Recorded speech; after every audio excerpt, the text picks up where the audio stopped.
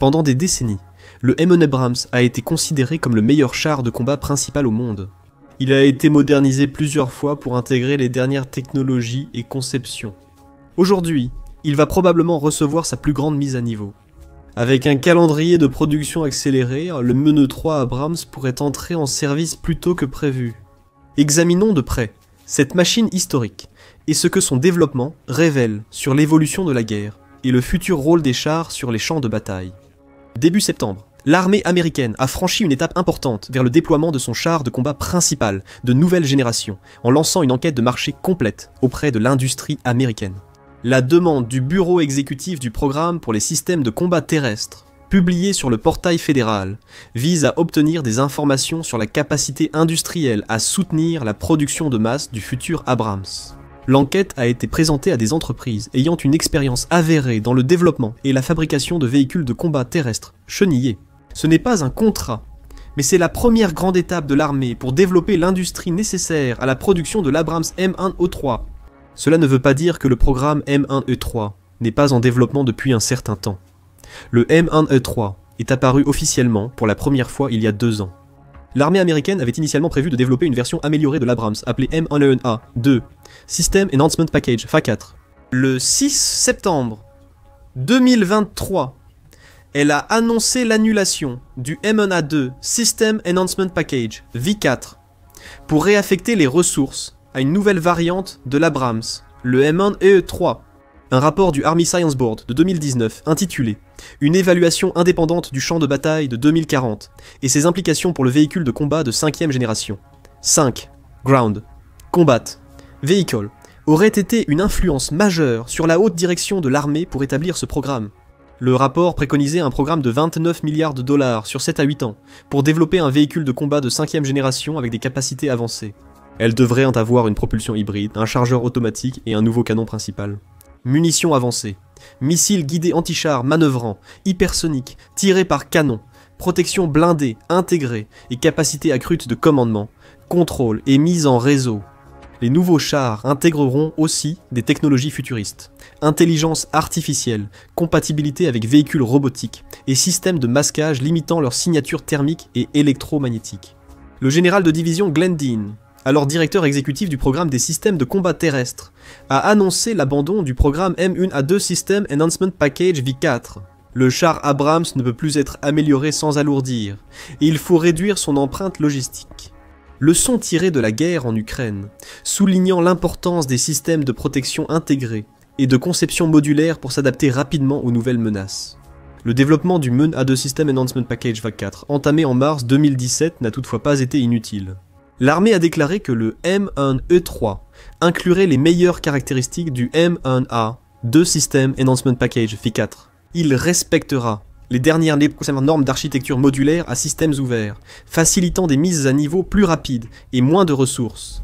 Cela permettra à l'armée et à ses partenaires commerciaux de concevoir un char plus survivable et plus léger, qui sera plus efficace sur le champ de bataille dès son déploiement initial et plus facile à moderniser à l'avenir. Après cette annonce, la prochaine étape pour amener le M1E3 du projet au champ de bataille a eu lieu au printemps 2024.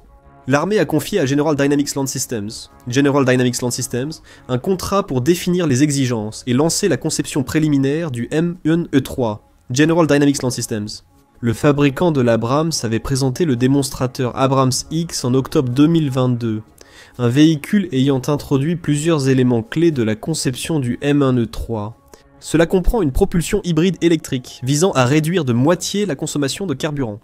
Tourelle sans équipage, chargeur automatique réduisant l'équipage à 3 blindages renforcés, et intelligence artificielle embarquée pour hiérarchiser les menaces et s'intégrer aux systèmes aériens sans pilote. L'Abrams X, plus léger d'environ 10 tonnes que les versions actuelles, est capable de communiquer avec les drones, prouve la faisabilité technique de ces innovations. Elles font désormais partie du M1E3. Le 1er mai, l'armée américaine a confirmé vouloir déployer le char Abrams M1E3, fixant ainsi un calendrier accéléré pour la modernisation de la plateforme. Le nouveau char devrait entrer en service dans un délai de 24 à 30 mois, bien avant l'échéance initialement prévue de 2030. Cette accélération met en évidence un changement stratégique dans l'approche de l'armée en matière d'acquisition, dans le but de surmonter les retards bureaucratiques et les pratiques obsolètes de gestion des risques. Ce changement de stratégie vise à doter rapidement les unités blindées d'un char principal plus léger, plus résistant et technologiquement avancé face aux menaces évolutives. La décision a suivi la nomination du général Randy George comme chef d'état-major, après présentation d'un délai de 65 mois pour la production initiale. George a demandé à l'équipe de réduire ce délai d'au moins 2/3, selon le directeur technique de l'armée, Dr. Alex Miller. La décision de George a été motivée par la prise de conscience que le processus d'acquisition existant, qui pouvait prendre plus de 10 ans entre le lancement du programme et la livraison, n'était plus adapté au rythme du changement technologique, ni à l'évolution du champ de bataille. Il est difficile de ne pas être d'accord, comme nous l'avons vu sur les champs de bataille d'Ukraine, où les innovations et les contre-innovations se produisent parfois en quelques jours seulement. La bureaucratie peut être un obstacle majeur pour doter rapidement les forces des capacités de combat nécessaires. 8 mois ont été nécessaires pour que les premiers chars Abrams arrivent en Ukraine, illustrant la lourdeur de la bureaucratie militaire américaine. Miller a critiqué la culture d'acquisition traditionnelle pour vouloir éliminer tous les risques. Il a recommandé d'accepter un risque mesuré, d'éliminer les obstacles inutiles et d'utiliser tous les outils légaux et éthiques pour accélérer le développement. Selon cette nouvelle approche, le contrat General Dynamics Land Systems privilégie l'adoption rapide de nouvelles capacités, comme l'amélioration de la chaîne cinématique, l'intégration de systèmes de protection active, une ergonomie avancée, l'assistance au ciblage par intelligence artificielle et des cadres matériels, logiciels reconfigurables. L'autochargeur fait l'objet d'une attention particulière, car son développement complexe est crucial pour réduire l'équipage et permettre une tourelle sans pilote. L'armée intègre désormais les systèmes de protection active directement au véhicule, au lieu d'utiliser des kits additionnels. L'expérience de l'armée avec le système Trophy israélien a clairement influencé sa réflexion. Bien que le système Trophy ait été intégré à certaines variantes de l'Abrams, il n'a jamais été totalement incorporé à l'architecture du char, ce qui a entraîné des compromis opérationnels. Le M1E3 vise à éviter ce genre de compromis. Preuve du nouveau processus de développement rationalisé de l'armée, General Dynamics Land Systems et ses partenaires ont été incités à adopter une prise de décision interne plus flexible. Miller a indiqué qu'autoriser l'industrie à assembler les composants selon leur expertise technique favorise une itération rapide, une meilleure stabilité de la chaîne d'approvisionnement et un développement plus agile. Cette philosophie d'acquisition accorde plus d'autonomie aux gestionnaires et concepteurs, leur permettant d'accepter plus tôt les risques liés au matériel. Pour accélérer davantage la livraison, l'armée vise également à impliquer les testeurs, les utilisateurs et les ingénieurs, dès le premier jour, pour garantir que les premières unités soient opérationnelles et sûres à la livraison. Cependant, même en tenant compte de ce nouveau processus accéléré, et des années de développement déjà consacrées à la création de nombreuses fonctionnalités qui seront intégrées dans le nouvel Abrams, ce calendrier de première livraison, en moins de 3 ans, semble effectivement un peu ambitieux. Néanmoins, l'armée est confiante de pouvoir livrer le MAN-E3 dans les délais prévus, à l'intérieur de son cycle budgétaire de 5 ans. Une des principales raisons de cette confiance est que le programme dispose déjà d'une ligne budgétaire dédiée, ce qui lui permet d'avancer même sous résolution provisoire qui limite le lancement de nouveaux programmes. La stabilité budgétaire est essentielle face à la modernisation sous contrainte fiscale. L'armée produira encore le M1A2 System Enhancement Package V3 à un rythme réduit jusqu'à l'accélération de la production du M1E3. Cela devrait assurer la continuité de la base industrielle, tout en permettant à l'armée de maintenir un haut niveau de préparation avec un stock adéquat des derniers chars de combat sécurisés. La production du System Enhancement Package V3, débuté en 2018, a obtenu un contrat de 46 milliards de dollars en 2020 et doit s'achever en juin 2028. Le System Enhancement Package V3 a introduit des améliorations en matière de génération d'énergie, de protection et de mise en réseau. Cependant, il reste limité dans sa capacité à s'adapter aux exigences du champ de bataille du futur, comme la protection anti-drones et l'intégration poussée avec les autres systèmes de renseignement et de tir américains. Le M1E3 répond parfaitement à ces besoins. Son développement sera synchronisé avec le programme de véhicules de combat d'infanterie mécanisée XM, 30 autres initiatives majeures de modernisation de l'armée. Il est également conçu pour s'intégrer parfaitement aux autres programmes complémentaires avancés, que l'armée développe simultanément. Parmi ceux-ci figure en bonne place le véhicule blindé polyvalent, ou Armored Multipurpose Vehicle qui remplacera l'ancien M113. La Armored Multipurpose Vehicle compte 5 variantes pour soutenir les brigades blindées, et est en service depuis 2023. Un autre exemple notable est la prochaine mise à niveau du légendaire véhicule de combat d'infanterie Bradley. Le véhicule hybride électrique Bradley. Et les initiatives liées aux hybrides électriques améliore la puissance, les capacités et l'interopérabilité du Bradley. Il correspond aussi à la stratégie climatique de l'armée pour 2050 qui prévoit l'électrification des véhicules tactiques, avec les systèmes hybrides comme transition. Le M1E3 et son moteur hybride sont essentiels à la modernisation de la force blindée américaine. D'un autre côté, le M1 Abrams a toujours été au cœur de la capacité des États-Unis à déployer l'armée la plus avancée et la plus puissante du monde. Il serait surprenant que la dernière évolution de ce char légendaire ne repousse pas encore les limites technologiques.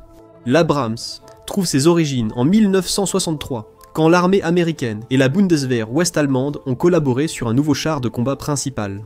Un design commun aux deux nations, renforçant l'interopérabilité entre partenaires de l'OTAN. Comme le M1E3, ce char, appelé Man Battle Tank 70 aux États-Unis et Kampfpanzer 70 en Allemagne, intégrait de nombreuses technologies innovantes pour l'époque. À l'époque, les chars classiques comptaient 4 membres d'équipage, le conducteur étant dans la coque. Dans le Main Battle Tank 70, le membre d'équipage chargé du chargement sera remplacé par un système de chargement automatique mécanique, et le conducteur sera situé à l'intérieur d'une tourelle protégée contre les menaces nucléaires, biologiques et chimiques, ou nucléaires, biologiques et chimiques avec les 2 autres membres d'équipage. Il comprenait également une suspension hydropneumatique, qui offrait une meilleure qualité de conduite tout-terrain, et permettait au conducteur de surélever ou d'abaisser l'ensemble du char. Ce sont des caractéristiques courantes dans les chars modernes, mais à l'époque c'étaient des innovations ingénieuses. Le Main Battle Tank 70 a été abandonné en 1970 après des années de désaccords. Sur les types de missiles, le canon à installer, le système de mesure à utiliser et surtout le poids du char. Face à la hausse des coûts, au retard et désaccords, le développement a finalement été stoppé d'un commun accord. Les États-Unis ont développé une version modifiée du Main Battle Tank 70 annulée par le Congrès en décembre 1971. Le Congrès a autorisé l'armée à réaffecter les fonds restants pour développer un nouveau char de combat principal et a accordé 20 millions de dollars à ce projet. Ajusté pour l'inflation, cela ne représente aujourd'hui qu'environ 150 millions de dollars. Un contrat récent pour moderniser 29 chars M1A2 en System Enhancement Package V3 a coûté 650 millions de dollars. Cela souligne à quel point les coûts de l'équipement militaire ont explosé de façon insensée au cours des dernières décennies, et à quel point le pouvoir d'achat du dollar a été considérablement dévalué. Cependant, un long processus avec plusieurs prototypes, une intense bataille d'enchères entre Chrysler et General Motors, ainsi que de nombreux allers-retours sur la conception et l'armement, ont suivi.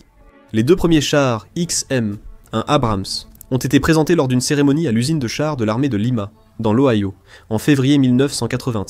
XM-1 était le nom du prototype durant son développement, le char portant le nom du général Creighton Williams. Abrams Jr. Abrams, officier américain décoré, a commandé des chars pendant la Seconde Guerre mondiale, avant de devenir chef d'état-major de l'armée américaine de 1972 à 1974. Défenseur clé du char, M1, son leadership et sa vision de la guerre blindée moderne ont été essentiels à la réussite du projet. L'armée voulait nommer le char d'après le héros de la Seconde Guerre mondiale et futur secrétaire d'État, le général George C. Marshall, mais Howard Bo Calloway, secrétaire de l'armée, l'a précédé. Le nom Abrams ayant été révélé des années avant, il était logique que la veuve du général baptise le premier char en cassant une bouteille de champagne sur son canon. Après des débuts difficiles, la production du M1 s'est stabilisée, et 2374 unités ont été produites en 1985. 894 autres IPM-1 Improved Performance ou Improved Protection furent produits entre 1984 et 1986. En 1985, la version M1A1 est lancée. 4974 exemplaires produits jusqu'en 1993. La version améliorée intégrait un système module de blindage complémentaire pressurisé, un porte-bagages arrière, des panneaux de décompression modifiés, et le canon lisse M256 de 120 mm. Au moins 10 versions ont été produites, dont la M1A-ENSA Ukraine, désignation américaine des variantes M1A-ENSA livrées à l'Ukraine dans le cadre des ventes militaires à l'étranger. Les Abrams ukrainiens ont reçu des capteurs infrarouges frontaux et de localisation de cibles lointaines, un char, un téléphone d'infanterie, des équipements de communication comme le FBCB, 2 et le système de localisation des forces amies, pour aider à la connaissance de la situation par l'équipage, et une lunette thermique pour la mitrailleuse calibre 50. En 1991, la grande mise à niveau du M1 Abrams fut le M1A2. Ces modèles donnent au chef de char un blindage en uranium appauvri de seconde génération, et une lunette thermique indépendante, et la capacité de tirer sur 2 cibles en succession rapide sans avoir besoin de les acquérir chacune à leur tour. Le modèle de base a été amélioré 3 fois. D'abord avec le Mulholland A2 System Enhancement Package, système d'amélioration des performances, puis avec les versions System Enhancement Package V2 et System Enhancement Package V3. Cette dernière est la variante actuellement produite, y compris des versions sur mesure spécifiquement pour l'exportation vers Taïwan, la Roumanie et le Koweït. Les prototypes du System Enhancement Package V3 n'ont émergé qu'en 2015, intégrant ainsi de nombreuses technologies modernes. Cela inclut l'obus anti-char M829A4, qui renforce la létalité du char face à des menaces modernes telles que les blindages réactifs avancés, ainsi que l'obus M1147AMP. Celui-ci combine plusieurs fonctionnalités, notamment les modes pointe, détonation, retard et explosion aérienne, pour ne citer que 2 exemples.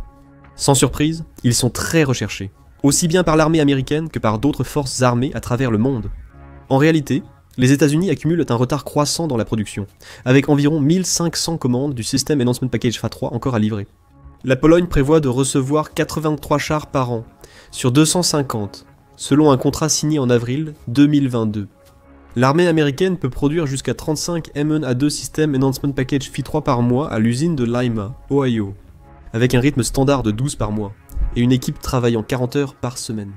Cependant, en réalité, l'armée n'a produit ce char qu'à un rythme de 109 par an, soit environ 9 par mois ces derniers temps. C'est bien inférieur au pic de production d'il y a quelques décennies. Entre 1979 et 1993, les archives indiquent que l'industrie militaro-industrielle américaine a fabriqué 8800 chars, une Abrams, toutes variantes confondues. Cela fait en moyenne 840 véhicules par an, soit 75 unités par mois, plus de 8 fois la production actuelle. En cas de guerre majeure avec la Russie ou la Chine, les États-Unis auront fort à faire. Relancer la production pour retrouver les niveaux du début des années 1990. Cela concerne la chaîne de production du System Enhancement Package V3, pas le nouveau M1E3. La Russie a montré qu'accroître la production des modèles actuels n'est pas si simple. Aujourd'hui, on estime que la Russie est capable de produire entre 200 et 300 exemplaires de son fleuron, le T90M ProRiv. Mais il leur a fallu 2 ans pour atteindre ce niveau de production. Pendant ce temps, le mythique char de nouvelle génération T14 Armata en est toujours au stade de quelques prototypes semi-fonctionnels, une décennie après l'annonce du début de sa production. C'est pourquoi l'enquête industrielle commandée récemment par l'armée américaine est importante, en identifiant des fournisseurs compétents pour modules de remplacement, boîtiers électroniques, ensemble d'affichage et composants de distribution d'énergie. L'armée simplifie la production, ce qui accélère le processus et diminue les coûts sur le long terme. Les entreprises doivent aussi décrire leur expérience en intégration de matériel de communication, de systèmes de commandement, de maintenance prédictive et de contrôle de tir. C'est précisément ce genre de choses qu'il faut organiser de manière ordonnée pour que le processus de production puisse monter en puissance efficacement. Le programme Abrams M1E3 modernise les chars américains avec de meilleures protections, mobilité et systèmes numériques, tout en simplifiant la logistique et réduisant les coûts d'entretien. L'armée présente ce char comme un compromis entre puissance et survivabilité. Intégrer de nouvelles technologies à une plateforme conçue pour rester opérationnelle en environnement contesté jusqu'en 2040, bien que les anciens Abrams ukrainiens aient surpassé les chars russes, ils restent vulnérables face aux menaces du champ de bataille moderne. Nous évoquons des drones first-person view munitions rôdeuses, missiles hypersoniques, bombes planantes, bombes aériennes de fabrication de 6000 livres et armes similaires. Mi-2024, l'Ukraine a retiré ses derniers Abrams du front pour les préserver. Pour à peu près les mêmes raisons que la Russie a fortement réduit l'utilisation de ses stocks de chars épuisés sur les lignes de front. En 2025, le M1A3 devrait être équipé de nouvelles armes redoutables, comme des obus hypersoniques manœuvrants et des missiles anti-chars guidés lancés par canon. Il possède aussi un blindage renforcé contre les drones, munitions guidées et armes anti-chars. Des fonctionnalités telles que le ciblage assisté par l'intelligence artificielle et la connaissance de la situation, la réduction des signatures thermiques et électromagnétiques pour une meilleure survivabilité, ainsi que la capacité à opérer avec des véhicules robots d'accompagnement contribueront grandement à éliminer ces menaces modernes. Sa conception modulaire permet une adaptation facile face aux nouvelles menaces, comme les armes à énergie dirigée ou leur intégration. Les États-Unis se préparent à d'éventuels conflits majeurs contre des adversaires équivalents. S'assurer qu'ils disposent non seulement d'armes avancées pour remporter ces conflits, mais aussi d'une industrie nationale solide capable de les produire sans relâche est une priorité centrale. Le M1E3 coche toutes les cases, et la dernière décision de l'armée américaine prouve qu'elle agit en conséquence. Cette nouvelle version de l'Abrams dominera le champ de bataille pendant des décennies, comme ses prédécesseurs. Comme toujours, nous vous tiendrons informés des derniers développements dans l'industrie de l'armement et sur les champs de bataille les plus importants du monde. Appuyez sur le bouton d'abonnement pour ne rien manquer et merci, comme toujours, de nous avoir regardés.